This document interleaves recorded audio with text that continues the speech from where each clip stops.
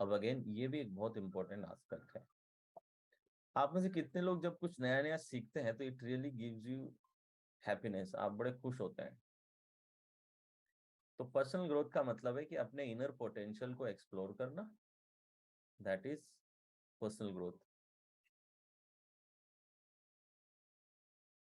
Suppose आप में गाने का पोटेंशियल है तो उस गाने के पोटेंशियल को एक्सप्लोर करना। आपका आपको लगता है कि मुझ नॉलेज शेयरिंग मेरी फोटे है, उसी स्किल में मास्टरी लेना। ठीक है।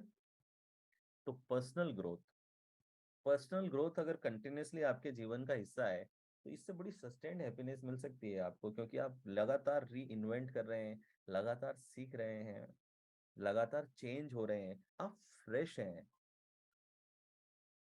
खलील जिब्रान एक बहुत अच्छी बात कहते हैं कि ईदर यू ग्रो और यू डीके। एक जगह पे रहने जैसी कोई चीज नहीं होती है, या तो आप ग्रो कर रहे हैं या फिर आप डीके कर रहे हैं। आप हैं जैसे वैसे हैं ऐसी कोई चीज नहीं होती कभी भी। तो फ्रेश रहें। या तो आप बढ़ रहे हैं या फिर आप सड़ रहे हैं, और कुछ नहीं है।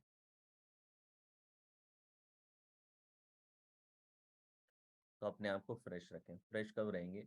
जब न्यूरोप्लास्टिसिटी को यूज करेंगे, अपने ब्रेन में रेगुलरली नए नए सर्किट्स पैदा करेंगे, नई नॉलेज, नई स्किल, नई आदतें डेवलप करना, अपनी हॉबीज को परस्यू करना। When you give time to your personal growth, चाहे वो मेडिटेशन हो, साइलेंस हो, अलग अलग पाथ आप चुन सकते हैं। कोई कर्म योगी होता है, कोई राज योगी होता है, जो भी हो, इट डजेंट मैटर। लेकिन जो रास्ता आप चूज करें करें, नॉट अ प्रॉब्लम। मगर पर्सनल ग्रोथ को प्रायोरिटी बनाएं, तो ये आपको एक सस्टेन्ड हैप्पीनेस दे सकती है। क्योंकि पर्सनल ग्रोथ आप पे निर्भर कर रही है, देखिए किसी पे निर्भर भी नहीं करती, आप टोटल कंट्रोल में हैं। तो ऑटोनॉमी देखिए, it's about you. Purpose, it's about you. Self acceptance, it's about you.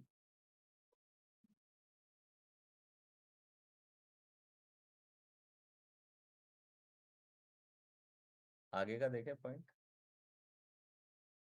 आगे देखें अब, environmental mastery.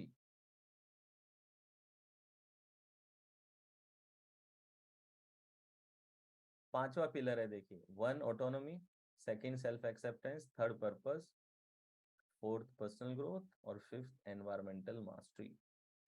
Learning to navigate your environment effectively by using the internal resources you have at your disposal. आपके अंदर जितने भी resources हैं, इन resources को use करते हुए अपने एनवायरमेंट को मास्टर करना। एनवायरमेंट को मास्टर करने का मतलब ये नहीं कि एनवायरमेंट को कंट्रोल करना। Mastery doesn't mean control. यानी कि अगर आपके आसपास बहुत सारे नेगेटिव लोग हैं तो भी आप उस एनवायरमेंट में फ्लरिश कर पाते हैं, जैसे कीचड़ में कमल फ्लरिश कर लेता है। आपके आसपास लोग टॉक्सिसिटी फैलाते हैं तो भी आपने उस एनवायरमेंट में मैनेज करना सीख लिया है। तो एनवायरमेंटल मास्टरी का मतलब ये नहीं कि आप लोगों को चेंज कर सकते हैं। एनवायरमेंटल मास्टरी का मतलब ये नहीं कि आप लोगों को कंट्रोल कर सकते हैं। इसको ऐसे समझें कि आप एक सेलर हैं, आप एक जहाज में चलते हैं। तो एनवायरमेंटल मास्टरी का मतलब ये नहीं कि आप समंदर की लहरों को कंट्रोल करेंगे। एनवायरमेंटल मास्टरी का मतलब ये नहीं कि आप तूफान को कंट्रोल करेंगे। एनवायरमेंटल मास्टरी का मतलब ये नहीं कि आप कोई बाउंडर समंदर में ना चलें, उसको रोक लें, या किसी अटैक को आप रोक लें। ये नहीं है। एनवायरमेंटल मास्टरी का मतलब यह है कि समंदर की लहरों को समझना, हवाओं को समझना, और उनकी समझ से अपने आप को नेविगेट कर पाना, that is called environmental mastery.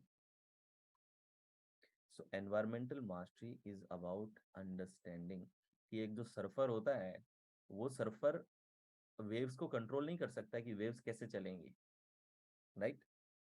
लेकिन वो उस वेव्स के मूवमेंट को समझ करके वेव्स की फोर्स को ही यूज कर लेता है सर्फिंग के लिए। सो एनवायरमेंटल मास्टरी मतलब developing ability to understand your environment on deeper level and not be affected by your environment and learn to navigate through it.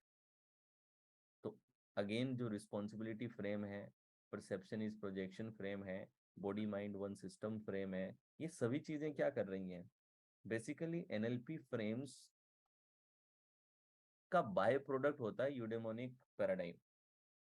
अगर आप फ्रेम्स को इंटीग्रेट कर लें तो आप नेचुरली यूडेमोनिक पैराडाइम में पड़ जाएंगे, ये आपका हिस्सा बन जाएगा।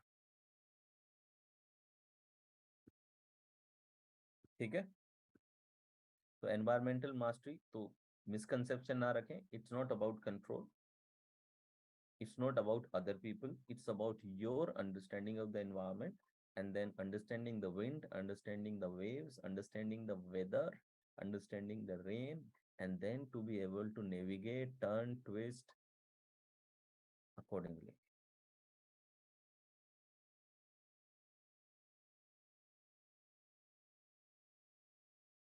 एनवायरमेंटल मास्टरी के बाद में 2 और बच गए हैं, 5 तो क्लियर है, सेम पेज लिख दें अगर अभी तक सब क्लियर है आप लोगों को तो।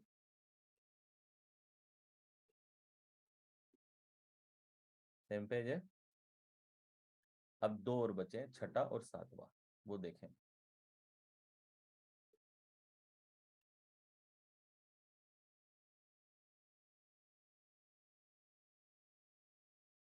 सिक्स्थ है पॉजिटिव रिलेशंस। अपना थोड़ा समय और अपनी एनर्जी मीनिंगफुल रिलेशनशिप्स में जरूर लगाएं। Meaningful relationships apart from your romantic relation भी हो सकते हैं, लेकिन आपके बिजनेस पार्टनर्स भी हो सकते हैं, साथी भी हो सकते हैं, who resonate with your needs, desire and overall views of your life. तो सपोज इसका मीनिंग क्या है, देखिए। सपोज कि मुझे बहुत अच्छा लगता है कि I like to talk about stars, I like to talk about galaxies, I like to talk about atoms, यानी कि माइक्रोकॉस्म और मैक्रोकॉस्म, मुझे दोनों पे बात करना अच्छा लगता है। I like to talk about black holes, big bang, quantum mechanics, जो मेरे पर्सनल लेवल पे, मेरी पब्लिक डोमेन के टॉपिक्स नहीं है ये, बट मुझे पर्सनली बहुत पसंद है। ठीक है, तो मैं, मेरे सर्कल में 1 या 2 लोग ऐसे रहते हैं जिनके साथ मैं रेगुलरली इन पे डिस्कशन करता हूँ। कभी वो सीखने आते हैं, कभी वो मुझे सिखाते हैं, तो वी डिस्कस। इसका कोई एम नहीं है, हमें कोई आउटपुट पैदा नहीं करना है, कोई रिजल्ट नहीं है, कुछ नहीं है, बट एक एक रेजोनेंस है। तो पॉजिटिव रिलेशन जो रोमांटिक है वो भी हो सकते हैं।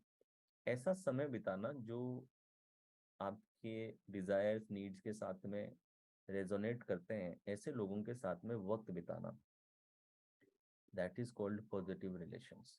तो पॉजिटिव रिलेशंस आपकी खुशी का एक सस्टेन्ड सोर्स रहते हैं, जो लगातार आपको खुशी दे सकते हैं। कई बार ये दोस्त हो सकते हैं, कई बार पति पत्नी हो सकते हैं, अगर दोनों के नेचर सेम है, वैल्यू सिस्टम सेम है, तो ऐसा हो सकता है। सब में हो जरूरी नहीं है, ज्यादातर नहीं होता है, तो मगर दोस्ती में हो सकता है, दोस्तों में हो सकता है, अलग अलग तरीके से हो सकता है। और पॉजिटिव रिलेशन के बाद में जो 5th है, स्किल मास्टरी। अगला पॉइंट क्या है, ये सब आपको नोट्स में दिया ही है, तो अगर किसी का यहाँ पे मिस होता है तो कोई दिक्कत नहीं है लिखने में या स्क्रीनशॉट लेने में। Ruthlessly invest in your existing talents and commit to keep learning new skills and reach higher levels. नई स्किल्स ना भी सीखें तो अपनी जो एग्जिस्टिंग स्किल्स और टैलेंट्स हैं, अपने टैलेंट्स को एक्सप्लोर करें। मतलब मेरा गाना हिट हो ये गोल नहीं है मेरा। मैं कल जब एक सांस में जितनी बुर्कियां ले पा रहा था या जितनी हरकत ले पा रहा था, उससे ज्यादा बेटर मैं कर पा रहा हूँ क्या? मेरी जो गायकी है, वो जो पहली मेरी गायकी थी उससे बेहतर हुई है क्या? मेरी रेंज बेहतर हुई है क्या? मेरे लोअर नोट्स बेहतर हुए हैं क्या? मतलब you are not competing with anyone, you are not in a superiority game, you are not even willing कि मेरा गाना किसको पसंद आएगा, but you want to just excel in your own talent. आप अपने ही टैलेंट में और एक्सेल कर रहे हैं, this is also going to give you tremendous happiness. तो एक खिलाड़ी प्रैक्टिस में भी एक बैट्समैन अगर है, तो प्रैक्टिस में जो आप खेल रहे हो उससे कोई कप तो नहीं मिलेगा आपको, ना प्रैक्टिस करने का पैसा मिलता है, लेकिन भी आप एक खिलाड़ी को देखेंगे वो उतना ही एंजॉय कर रहा होता है अपनी प्रैक्टिस को, चाहे वो बॉलर हो चाहे वो बैट्समैन।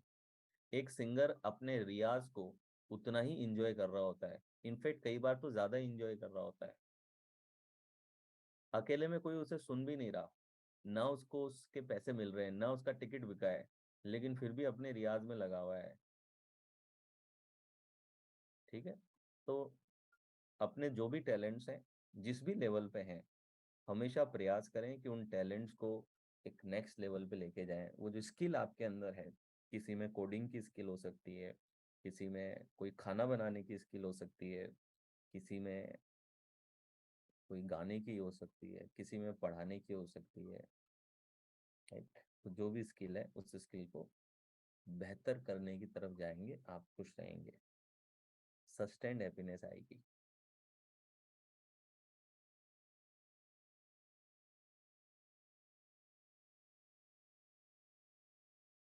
हाँ, ले सकते हैं। क्लियर। अब सोचें जरा, जो हेडोनिक पैराडाइम है और यूडेनोमिक पैराडाइम है, अंतर नजर आया नहीं आया? अभी समझ में पड़ता है कि सस्टेन्ड हैप्पीनेस और प्लेजर में क्या अंतर है, ऑथेंटिक हैप्पीनेस, ऑथेंटिक फुलफिलमेंट और हेडोनिक पैराडाइम, दोनों में कितना अंतर समझ में आता है। देखिए, पर्सनल ग्रोथ में नॉलेज भी आती है, skill is about doing something, right. तो गाना गाना पर्सनल ग्रोथ नहीं है, ठीक है।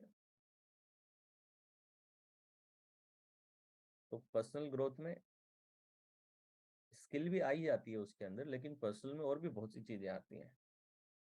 आप अपनी आदतों को बदलते हैं, वो भी पर्सनल ग्रोथ में है। अपनी अच्छी आदतें लगाना पर्सनल ग्रोथ का हिस्सा है। आज भी इस वेबिनार में बैठे हैं, ये कोई स्किल नहीं है, लेकिन it's a part of personal growth. So happiness meaning in सातों चीजों को अपनी लाइफ में अडॉप्ट करना मीन्स ऑथेंटिक हैप्पीनेस।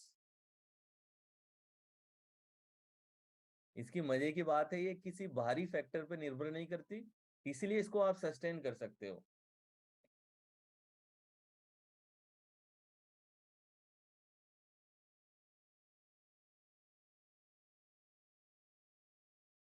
क्लियर है? तो बताएं जरा, आज की क्लास में आपका क्या की टेक अवे रहा है? What is your aha moment और what is your key take away from eudaimonic paradigm and expectation? दो चीजों पे हमने सॉल्यूशंस की बात करी है। इस तरीके से अपनी लाइफ को फ्रेम करें, इस तरीके से अपनी लाइफ को अलाइन करने का प्रयास करें। रातों रात नहीं होगा, मगर ये वर्थ ट्राइंग है। शुरुआत में डिफिकल्ट होगा, और धीरे धीरे धीरे धीरे आप इसमें अच्छे होने लगेंगे।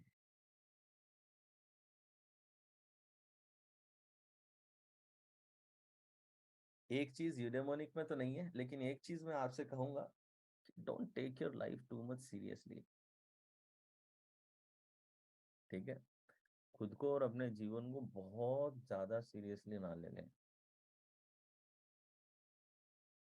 Number one. ये बहुत ज्यादा सीरियसली ना लेना मतलब कि अपने मन से ये ख्याल निकाल दें कि आप परमानेंटली इस प्लेनेट पे हैं, ठीक है। लोग कहते हैं ना कि प्लानिंग ऐसे करो जैसे कि जिंदगी भर रहने वाले हो,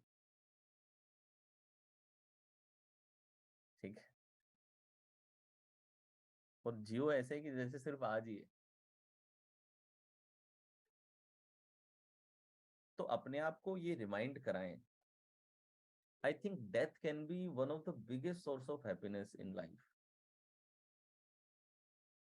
ठीक है। लोग डेथ से डरते हैं, but I don't know why they fear death. Death is once in a life time experience. मतलब आपकी आपकी बर्थ कैसे हुई आपको आप ना समझते उस टाइम पे, but death will be like once in a life time experience, नहीं? It will be your last experience on this planet.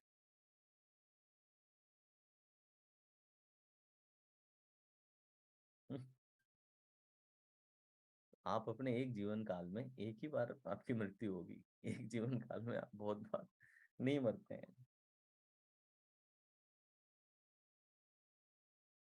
तो it's a once in a life time experience, why to afraid of it. उल्टा अपने आप को ये realise कराएं, use your death to work more in your life, कि मैं हमेशा के लिए इस प्लेनेट पे नहीं हूँ। I am a visitor on this planet. मैं इस प्लेनेट पे एक विजिटर हूँ। तो एक विजिटर की तरह जियो। आप एक रिजॉर्ट में जाते हो 5 दिन घूमने के लिए, मुझे बताओ 5 दिन आप अगर एक रिजॉर्ट में गए घूमने, मुझे बताइए आप पूरा का पूरा रिजॉर्ट एक्सप्लोर करोगे कि नहीं करोगे? आप 5 दिन पूरा खुश रहने का, जोश में रहने का, एक्साइटेड रहने का, फोटो खींचने का प्रयास करेंगे कि नहीं करेंगे? उस 5 दिन को आप पूरा वसूल करेंगे।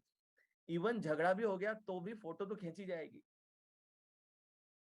बाहर तो निकला जाएगा, माफ कर दिया जाएगा। घर का झगड़ा लंबा चल सकता है, रिजॉर्ट का लंबा नहीं चलेगा।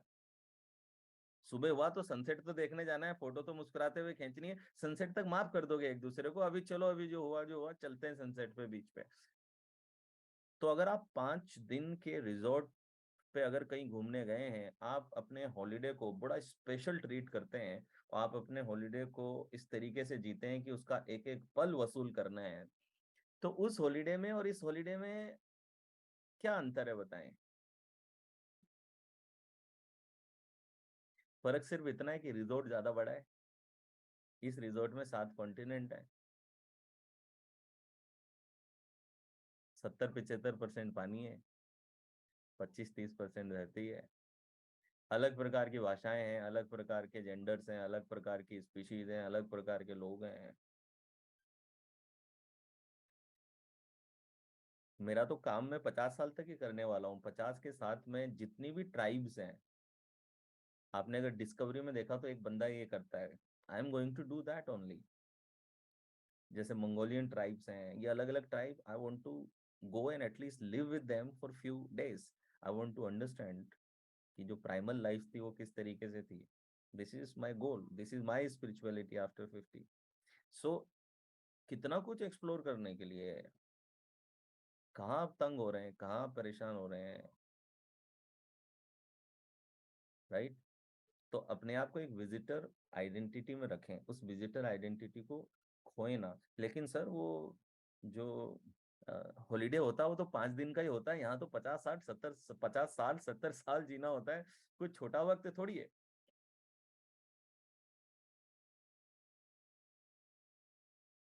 अगर आप 50 साल या 70 साल ना अपने कॉन्टेक्स्ट में देख रहे हैं, इसलिए आपको बड़ा लगता है। आपको पता है डॉग्स लगभग 14 साल जीते हैं, यानी कि आपके हर एक हफ्ते के लिए उनके पास एक दिन है बस। यानी कि जितना आप हफ्ते में जिएंगे वो एक दिन जिएगा ऑन एन एवरेज। इसलिए आप देखते हैं dog is the most joyful species on the planet. Yes और नो? मतलब आप 5 मिनट के लिए भी घर से बाहर जाते हैं और जब आप वापस लौटते हैं, 5 मिनट पहले आप गए थे, उसे आप खुश होते हुए देखते हैं कि नहीं देखते हैं? जिन्होंने पाला है सिर्फ वही समझेंगे इसे, बाकी नहीं समझ पाएंगे। कितने लोगों ने डॉग हैं, कितने लोग इस बात से रेजोनेट करते हैं कि आप जस्ट नीचे गए थे बस और ऊपर आए, 5 मिनट बाद भी वो आपका ऐसा वेलकम कर रहा है जैसे न जाने।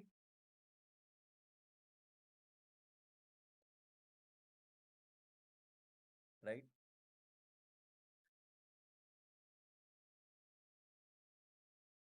तो आप देखें कि वो एक एक पल को पूरा जॉयफुली जीते हैं, या तो रिलैक्स हैं या फिर जॉयफुल है। रेयरली आपको परेशान दिखेंगे, परेशान दिखेंगे तो 2 मिनट के लिए परेशान होंगे, फिर वापस मस्त हो जाएंगे। आपके घर पे कोई मेहमान आया और वो मेहमान अगर एक कुत्ते को छेड़ के चला गया आपके, तो उस पर बहुत भौंकता है वो, अगर उसको छेड़ा तो। और अगर वो आदमी 10 साल बाद भी आए ना, तो उसको याद रहता है। यस और नो? कि आपने नोटिस, 5 साल बाद भी आया तो अब उस इंसान के पैर घर में घुसते ही उसका भौंकना चालू हो जाएगा। कुत्ते भी याद तो रखते हैं, लेकिन इंसान में और डॉग में अंतर पता क्या है? ये जो 10 साल तक उसने उस आदमी को नहीं देखा ना, इस 10 साल के बीच में उस आदमी के बारे में सोच भी नहीं रहा था।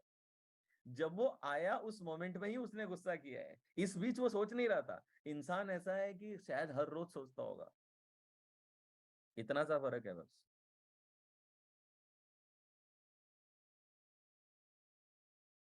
उसे अपने जीवन का एक एक पल की अहमियत पता है। वो आपका 5 मिनट है, लेकिन उसके लिए उसकी जिंदगी का जैसा फैक्टर है, उसके अंदर कई आवर्स बीत चुके हैं।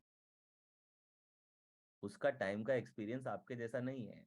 आपको लगा कि मैं तो 5 मिनट में आ गया, मगर उसके अकॉर्डिंग वो 5 मिनट नहीं है। उसका अनुभव लाइफ का 5 मिनट का नहीं है। Life is time is perceptual. Time को सब लोग सेम तरीके से एक्सपीरियंस नहीं करते, इवन ह्यूमन बीइंग भी सेम तरीके से एक्सपीरियंस नहीं करते। पिछले 2 घंटे जिस तरीके से आपने अनुभव किए हैं, इस प्लेनेट पे मौजूद सभी ह्यूमंस ने सेम तरीके से नहीं किए हैं। ठीक है। जब आप एक होमोजीनियस डीप एक्सपीरियंस में होते हैं तो टाइम चुटकी की तरह निकल जाता है। ऐसा लगता है कि कब चला गया 2 घंटा, कब चला गया 1 घंटा, पता भी नहीं चला।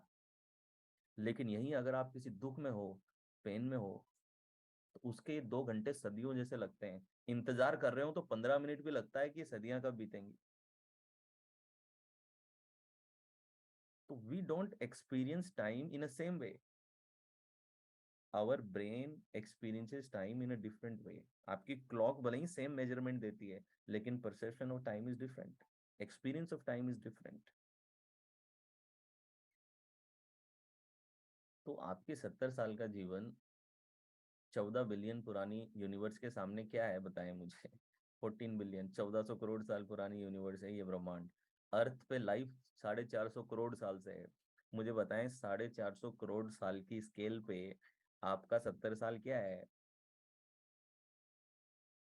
अगर आप कॉस्मिक स्केल पे देखें ना, कि 14 बिलियन ईयर्स जो अर्थ के हैं, 1 बिलियन का मतलब 1 साल मान लें आप, और ये सोच लें कि यूनिवर्स को बने हुए 14 साल हुए हैं, तो आप जितने पल के लिए यहाँ पे आते हैं वो पल पता कितना है।